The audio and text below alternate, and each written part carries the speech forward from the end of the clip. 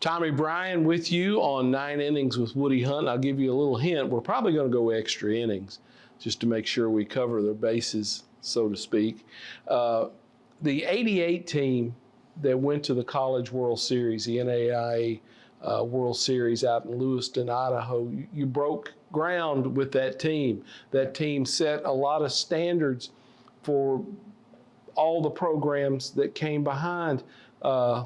I remember some spaghetti suppers to raise money to be sure we could have enough money to get out to Lewiston, Idaho. Talk about that entire experience.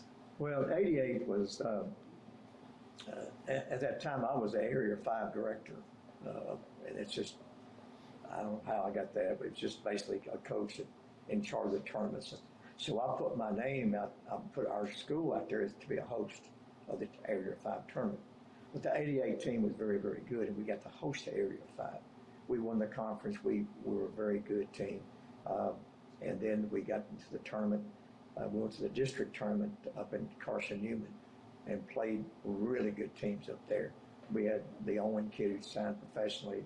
We had a couple guys signed professionally, or maybe more than that, 4 or 5 guys. And Union, Tennessee was stacked. We get to that tournament, Tommy, and I'll never forget that tournament because everything fell into place for us. We were playing somebody, I think, Gary Dayhoff, who is one of the best players I've ever seen at this level. Hit a grand slam home run. We win a game. And then we had to match up with Union the next day, or I think maybe the next 2 days. But they had a pitcher named Cano Velez. Cano Velez, little lefty. Who pitched in the Puerto Rican international team on TV. Yeah. And so this guy was as good a college pitcher as I've ever seen.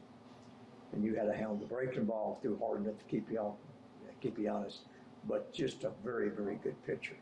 Well, we had beat him here once. Steve King hits a curveball off his hip somehow, and we beat him with him pitching. I thought he was just unbeatable. Well, when we got to the district tournament, he was still rolling, and that team was rolling. Well, they had pitched Cano the day before, so we missed him. And so we missed him, we won the game. We won straight through. And in the district, I knew that this was a good ball club. We get to host the Area 5 tournament that year in 88. We had just put the stands up, the old concrete stands. The field was still needing a lot to done, but we hosted it, did a good job, and 4 teams came in here, and very, very good teams.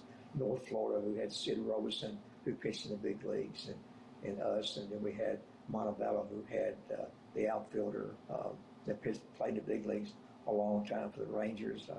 Forgot his name, great player. And then we had our team and somebody else who was very good. But that Area 5 tournament was so stacked, and we got a break or 2 in one game, and we won the game and won the tournament. And I remember fans throwing potatoes on the field. I remember the Idaho potatoes, yeah. Channel 4 was here, and it was a good crowd, and the community was excited. We had a spaghetti supper to raise money, and you remember that. And then we were just so excited. And but that started a string of World Series appearances. And you have to get out there. You have to get to the World Series in order to appreciate what it takes to get to another one.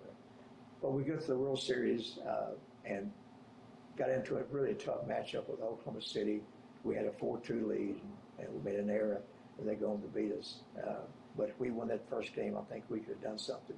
Lost our first 2 games and left a unsatisfied feeling in my mouth. If I remember, it rained and there were some delays in there, and the timing was kind of crazy out there. We had a 27-hour rain delay. Yeah. Where we had to go back to the motel, and then we come back 27 hours later to play Dallas Baptist, and they were very good, and they beat us, and so we come home. But that experience that year kind of laid the groundwork for other teams. And with that, the 88 team, we don't go back because as a program, we understood what it takes to get there. We understood the grind it takes how well you're going to play, how you're going to come together as a team. And that '88 team was one of my best ever. We had a great pitching staff, and we had pro guys all over the field. I remember making that trip out to Lewiston, Idaho, and I said, well, I've been once. I don't think I'm ever going back to Lewiston again. Yeah. But it was an incredible experience out there, because that's a community that just takes over that tournament. We're going to come back. That's the end of the 9th inning. We're going to do an extra inning with Coach Woody Hunt as we talk about the formative years of our Hall of Fame baseball coach, Woody Hunt. We'll be back right after this. You know, I would thank Woody for obviously all the things he's done for Cumberland, because, you know, everybody knows about his wins and his national championships, but, you know, what he's done for his players, for other students on campus, and also how he's helped Cumberland grow through the years. I'd also thank Woody for what he's done in the community, because I know throughout different parts of the country, people know Lebanon because of what Woody has done. It's amazing to hear the stories of his former players, and some of those stories are funny, you know, and some of them are serious, but most of the stories about, you know, how he helped them.